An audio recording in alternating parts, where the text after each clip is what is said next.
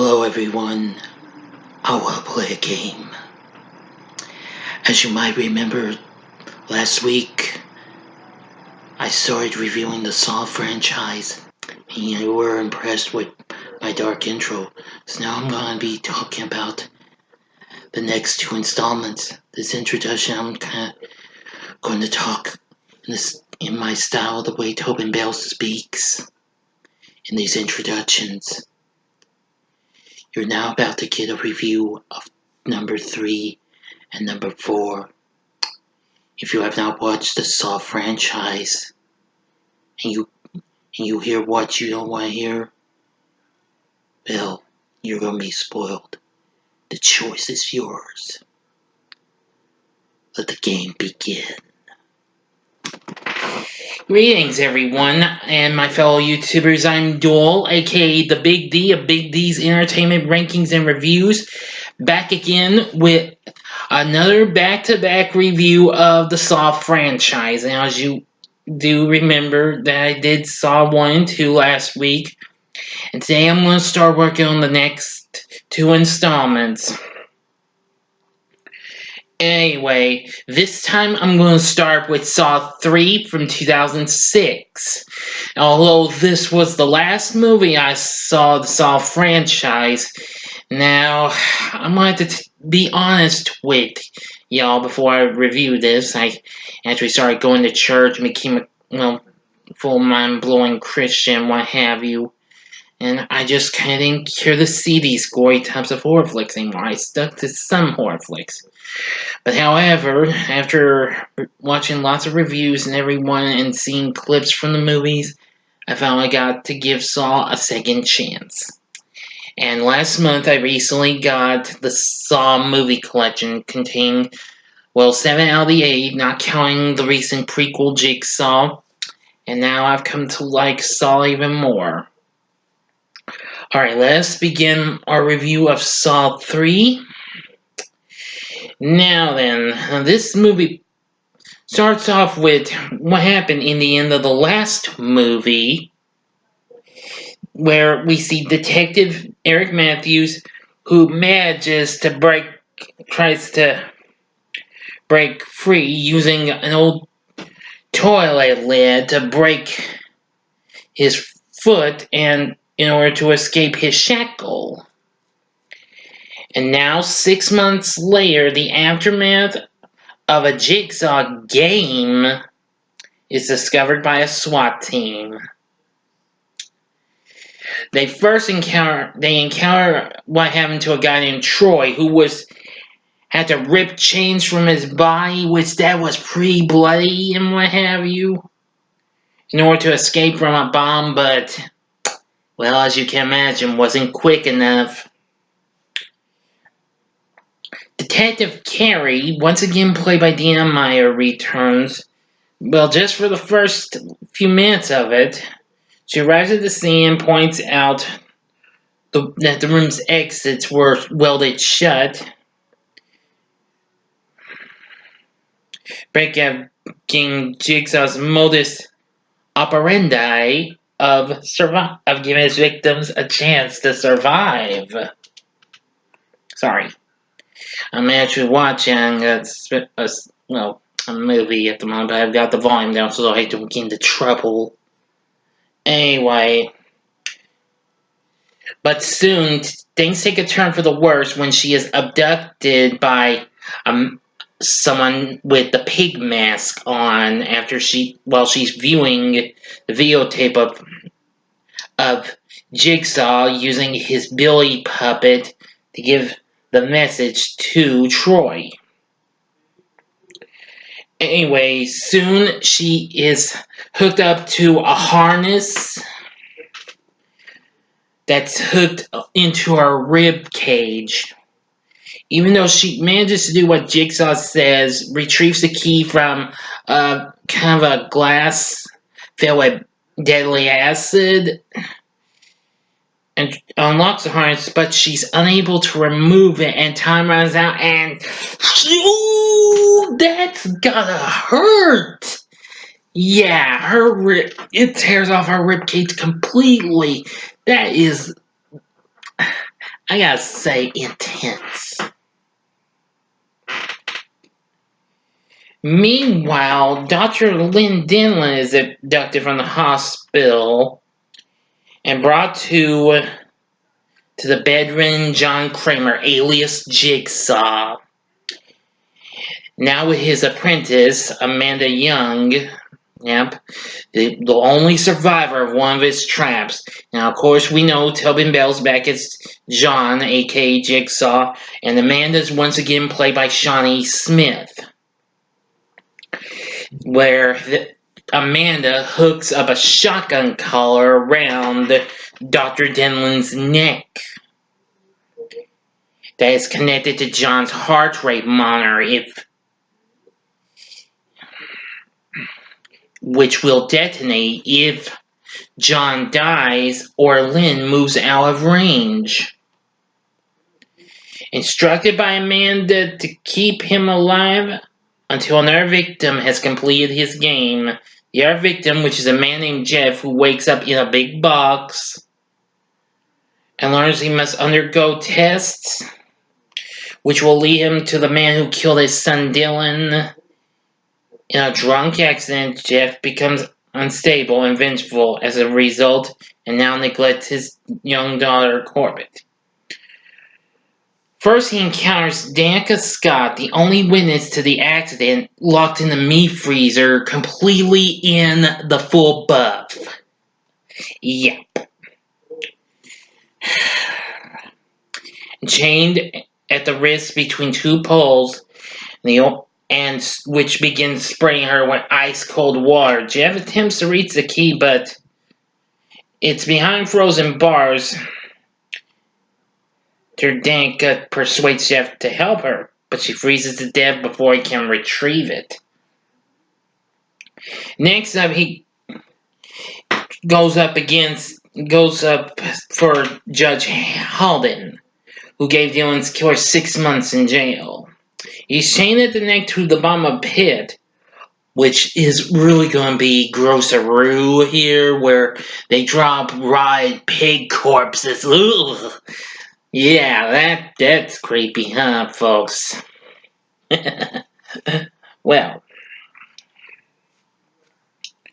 dropped into a rack of circular saws one at a time, slowly filling the vat, but Halden persuades Jeff to help him, and he sets fire to a furnace full of Dylan's toys in order to retrieve the key, and saves Halden before he drowns.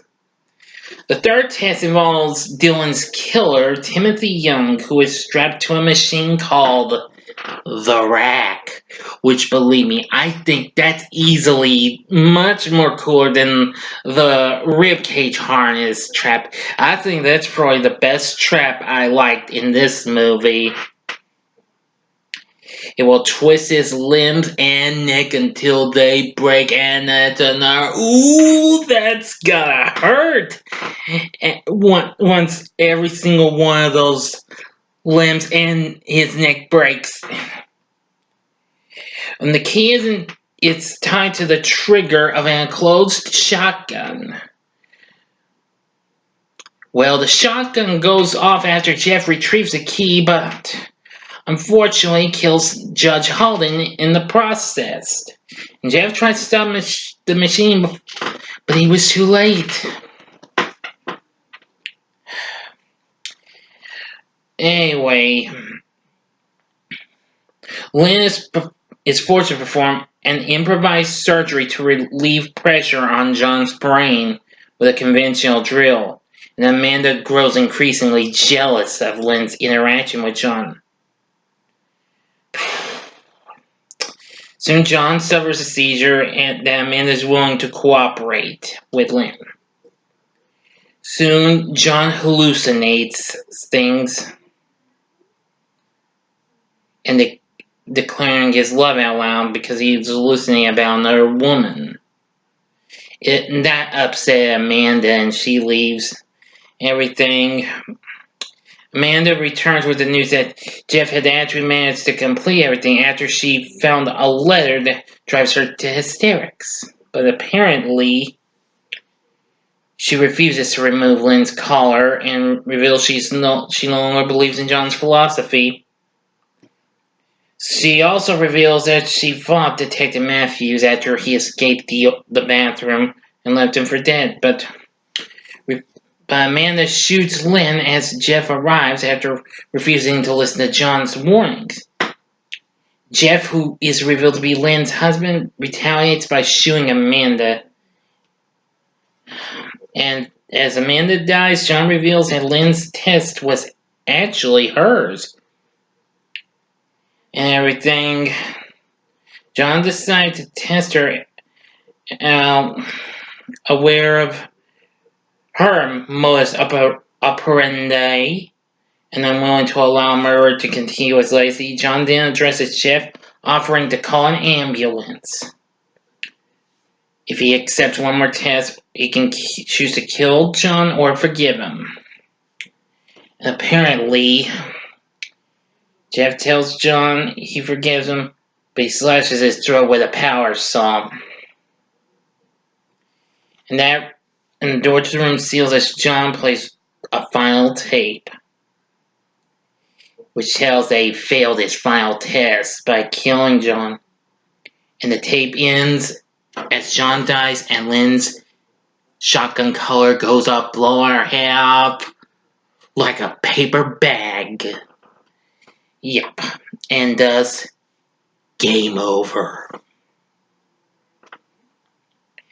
Yeah, now, what did I think of this movie? I'm going to say it's not too bad. I mean, does have its moments and what have you. Now, like I said, I think the rack trap was pretty good, actually. While this kind of took a little slight turn, a little bit of a dip from the last movie, but heck, Saw 3 was good in some ways. I did like the performances we got from Tobin Bell, Shawnee Smith. Let's see, Angus McFadden, who played Jeff. Bahar Sumik as Lynn. And all the others. Some of the cast was pretty good, actually. Not too bad. Okay, now, onward to the next one. It's Saw 4 from 2007, which I just watched a little bit ago. Now, both movies were both this and the third one were directed by Darren Lynn Bousman, who also directed the second movie. Now, anyway, the film continues the story of the Jigsaw Killer's obsession with teaching people the value of their lives. Despite his death in the previous film, it focuses on his ability to manipulate people. Anyway, like the last film, the film was still a success at the box office despite it was dissed by critics. Anyway, this time it focuses on Daniel Rigg, who is being put through a series of tests in order to try to let go of his obsession with saving everyone, while at the same time attempting to save his partner. Now, the Officer Rigg is played by Lyric Bend. Of course, we have others actors, and only Tobin Bell is the only one we know of that returns. Donnie Wahlberg's back for a little more. He's credited as Detective Matthews. Angus McFadden appears as Jeff. We do get appearances by others, even if they are killed off, but they're still credited at the end, though. Anyway. While the corpse of John Kramer is going through an autopsy, a wax-coated microcassette is found in his stomach and reveals to Detective Mark Hoffman that despite his death, the games will continue and he will still be tested. Meanwhile, two men, one with his eyes sewn shut and one with his mouth sewn shut, awaken in a mausoleum, and eventually they are chained to the neck chained at the neck to a winch,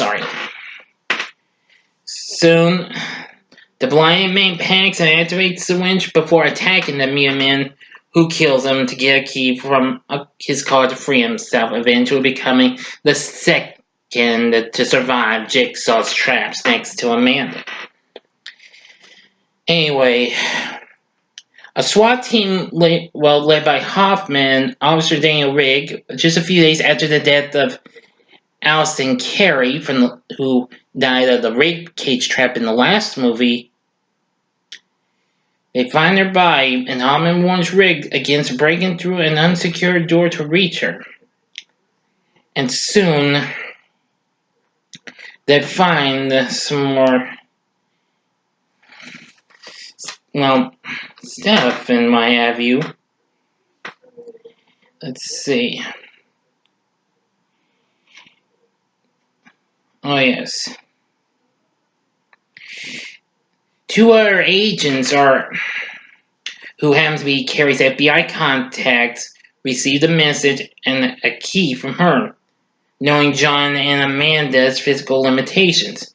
Now, Agent Strom speculates that a third accomplice was involved, so becomes suspicious of Rigg. Was developed an obsession with saving people in the 6 months since the disappearance of Detective Matthews. He's attacked at his home, and he awakens and wants a view from Jigsaw, which is where he learns that Eric is still alive, and has 9 minutes to save himself. So he must play Jigsaw's game to find him. Now, first he finds Brenda bound to a chair in his living room and accidentally activates a trap which is about to tear her scalp off. Yeah, that's gotta hurt. Bit. He manages to free her but kills her in self-defense after she tries to threaten him with a knife. Next, he's led to a motel and instructed to abduct the owner, Ivan, who Rigg learns is a serial rapist. He forces Ivan into a trap, which requires Ivan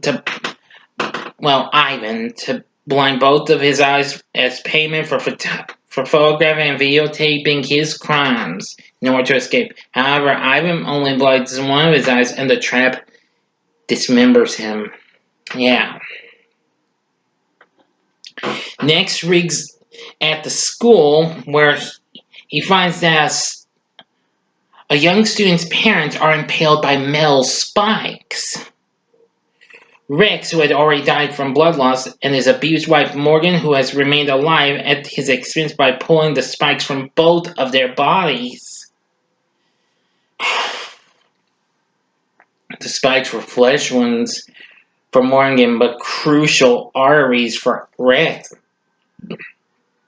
It gives her a key to free herself, then turns on fire alarm and goes to the next location for the final test. So he investigates Rigg's apartment, and while the agents find a clue that leads them to Jill, John's ex-wife. Well, she reveals all sorts of things, including the miscarriage of her son.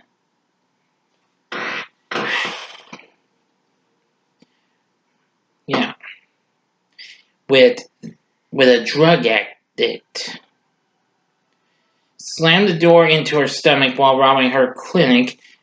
Meanwhile, the agents, a few minutes later, they learned that the room was rented out to a lawyer, the survivor of the mausoleum trap, who vanished 2 weeks prior. Let's see now. Now, apparently, at the school, the agents learned that all 3 victims, along with Jill, were this guy Art's clients. So they find the Billy puppet and the tape recorder in another room, which plays a cryptic message before its face explodes in Perez's face, sending shrapnel into her face, which hurts. Soon, she's hospitalized, but Strom furiously questions Jill and learns how John ended his work with Art after falling into his falling into his depression. and that this guy Cecil became the first victim of John's games. So he learns the location of Rick's final test, a meatpacking plant. Soon he arrives after Rick, but ends up following Jeff, the protagonist from the last movie. After finding him in the sick room, Strom shoots him in self-defense when Jeff demands Strom to tell him where his daughter is. But meanwhile, Art pulls out a device which will free him, Eric, and Hoffman once the timer expires. If used before then, a pair of pincers will sever his spine. Rick finds them and is shot by Eric as he breaks into the room with 1 second to spare. Releasing 2 overhead blocks, they swing down, crush Eric's hand, and ooh, that's gotta hurt! Yeah, crushes his head. Yeah. Gang gets crushed, blown like a paper bag.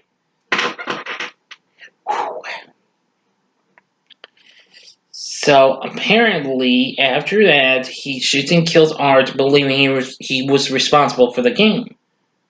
Only to learn that Art's tape recorder that his interference and continued obsession caused Eric's death. Hoffman, who was the actual accomplice, releases himself from the chair, but leaves Rick to die, and then says, "Game over." He then seals Strom in the sick room, leaves the plant. Then the scene cuts to Hoffman at the morgue, revealing that John's autopsy took place after the events of the film. Yep, and that's how that ends.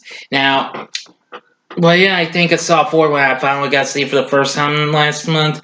I'm going to say it's not factually too bad. I did like this. This was a little bit of a slight improvement over the last movie. But who knows where this will wind up on there. Some of the cast was pretty good. I mean, once again, we get to hear Tobin Bell, everything. But I'm going to say the deaths were pretty good. Well, if I had to pick one good death trap, well, gee, that's a tough one. I'd probably have to go with the trap that Eric and the other guy was on. Hang on. No, wait a minute.